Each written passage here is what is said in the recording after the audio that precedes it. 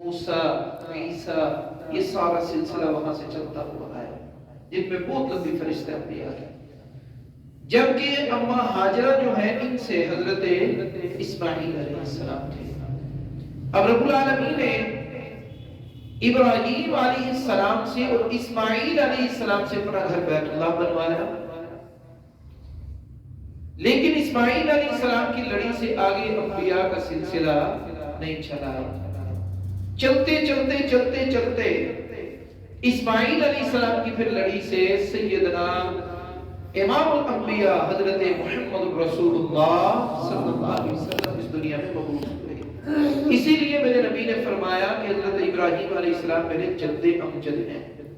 جد امجد کہتے ہیں دادا۔ رب العالمین نے دوسرے پارے کے آغاز میں ہی یہ بات فرمائی۔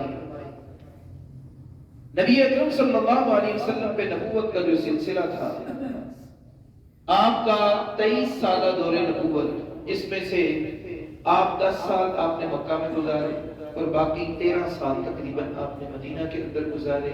میرے نبی ہجرت کر کے جب مدینہ آئے تو تقریباً 16-17 ماہ جو ہے آپ قبلہ اول کی طرف ہی کو کر کے نماز پڑھتے رہے، لیکن میرے نبی کی یہ خواہش تھی کہ اللہ رب العالمین قبلہ جو ہے وہ کعبے کو بنا دے، جہاں پہ اللہ نے ذکر بھی فرمایا قد نرى تقلب وجهك في السماء فلنولينك قبلة ترضاها۔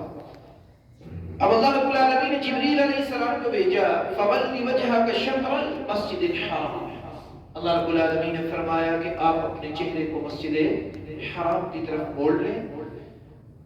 آج بھی عرب کے اندر وہ مسجد موجود ہے جسے مسجد قبلتین کہا جاتا ہے۔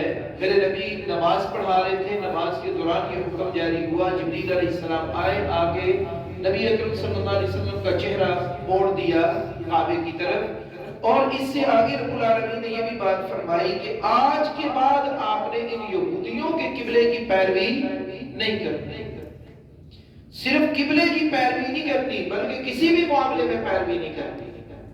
اور رب العالمین نے فرمایا وَكَذَلِكَ جَعَلْنَاكُمْ أُمَّةً وَسَطًا، پھر آپ کی امت کو بھی میں نے درمیانی امت بنایا۔ درمیانی امت کیسے ہے؟ امت وسط کیسے ہے؟ نبی اکرم صلی اللہ علیہ وسلم نے فرمایا کل حشر کے میدان میں اللہ رب العالمین مختلف انبیاء کو بلائیں گے، جیسے حضرت نوح علیہ السلام کو اللہ بلائیں گے، پوچھیں گے نوح تو نے دنیا میں جا کے میری دعوت دی تھی؟ کہیں گے اللہ ہاں دی تھی، انی دعوت قومی لیلا ونہارا۔ اللہ جب نوح علیہ السلام کی قوم کو بلائیں گے کہیں گے اس بندے کو جانتے ہو؟ وہ انکار کر دیں گے۔ رب العالمین نوح علیہ السلام سے پوچھیں گے آپ کا کوئی گواہ ہے؟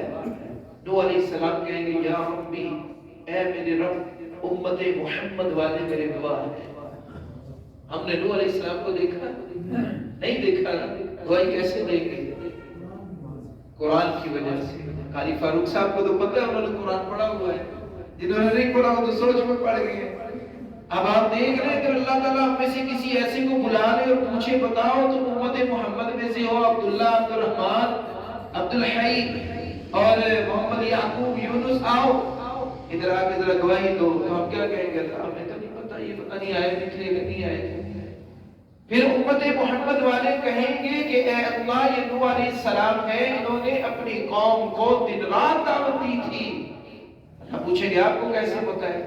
کہیں گے اللہ ہم نے تیرا قرآن پڑھا، تیرے قرآن کے اندر سورہ نوح موجود ہے، اس میں تو نے اپنے نبی کے قلب اطہر پہ یہ بات کو نازل فرمایا کہ نوح علیہ السلام کہہ رہے ہیں انی دعوت قومی لیلا ونہارا، اللہ میں نے ان کو رات کو بھی دعوت دی، دن کو بھی دعوت دی، میں جب جب ان کے پاس گیا یہ اپنے اوپر کپڑے وستغشوا ثیابہم واسروا واستکبروا استکبارا، اللہ یہ اپنی مستی میں، تکبر میں، غرور میں بھرے ہوئے تھے۔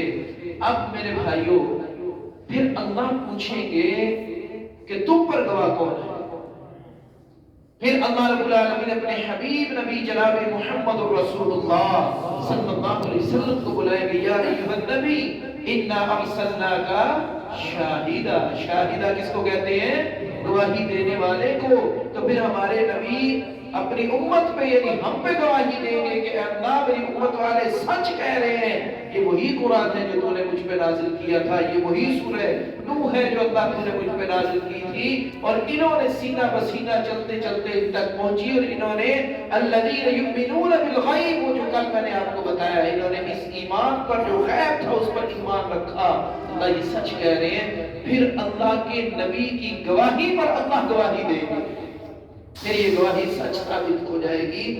ایک تو یہ، اس کے بعد اللہ رب العالمین نے اسی سورہ کے اندر فرمایا کہ یا ایھا الذین آمنوا کتب علیکم الصیام کما کتب علی الذین من قبلکم لعلکم تتقون۔ یاد رکھ لیجئے روزے کا معنی یہ ہے، روزے کا مفہوم یہ ہے کہ ہمارے اندر تقوی پیدا ہو جائے۔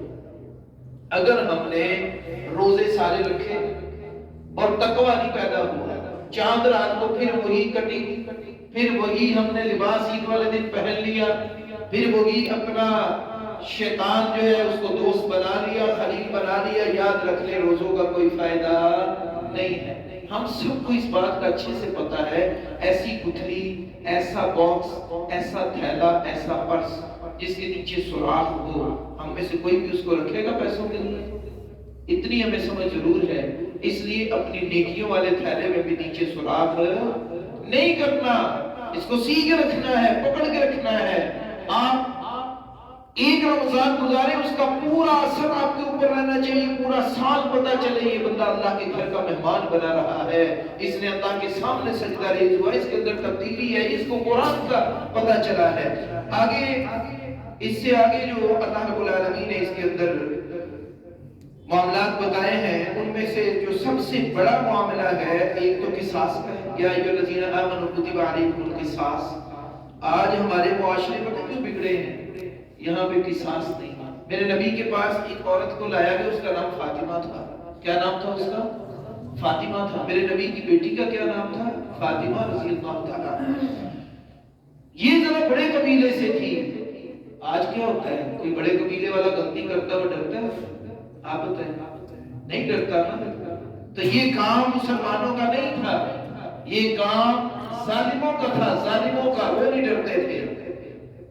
ایک صحابی آگے بڑھے، کہا یا رسول اللہ صلی اللہ علیہ وسلم، یہ بڑے قبیلے سے ہے، چوری اس نے کر لی ہے، ہاتھ کٹنے کا اس کا آرڈر جاری ہو گیا ہے، کوئی کنسیشن کر لیجیے۔ قبیلہ بڑا ہے، مالدار ہے، تعاون بھی اچھا بھیجتے ہیں، تو آج یقیناً ایسا معاملہ ہو تو ہم تو پہل کریں گے نا تھوڑی سی۔ میرے نبی کا چہرہ متغیر ہو گیا۔ میرے نبی نے فرمایا اللہ کی قسم، اگر اس فاطمہ کی جگہ فاطمہ بنت محمد بھی ہوتی تو میں اس کا بھی ہاتھ اس کے تن سے جدا کر دیتا۔ جب ایسا قانون نافذ ہو جائے، میں آپ سے ایک چھوٹا سا سوال پوچھتا ہوں، یہاں ہمارے آئے دن یہ پتہ چلتا ہے کہ فلاں بندے کے ساتھ زیادتی ہوئی، فلاں عورت کے ساتھ، فلاں بچی کے ساتھ ناجائز کام ہو گیا۔ آپ بتائیں اگر کسی ایک زانی کو پکڑ کے اس چوک کے اندر سنسار کر دیا جائے، رجم کیا جائے، گڑا کھود کے اس کو اتنا اندر بند کر کے پتھر بار بار اس کو مار دیا جائے، بظاہر دیکھنے میں تو آپ کہیں گے اسلام نے بڑا ظلم کیا، لیکن بتائیں اس کے بعد بھی ایسا عمل کرے گا؟ ایک چور کا ہاتھ کاٹ دیا جائے تو بتائیں پورے علاقے کے اندر دوبارہ کوئی چوری کرے گا؟ اب مجھے بتائیں یہ ظلم ہے یا انصاف ہے؟ یہ انصاف ہے۔ آپ جانتے ہیں سعودیہ کے اندر، یہ جو ساتھی وہاں سے ہو کے ان سے پوچھیں ذرا، سعودیہ کے اندر جب لوگ نماز کے لیے جاتے ہیں دکانیں بند کرتے ہیں بند نہیں کرتے، شٹر نیچے کیے، باہر کا سامان باہر ہی پڑا ہوا ہے، تالے نہیں لگاتے وہ، ان کو پتہ ہے یہاں پہ لوگ چوری نہیں کریں گے، جو چوری کرے گا اس کا ہاتھ کٹے گا۔ آگے طلاق کے مسائل آ رہے ہیں، انشاءاللہ وہ بیان کرتا ہوں۔ آخر دعوانا الحمدللہ رب العالمین۔ جزاک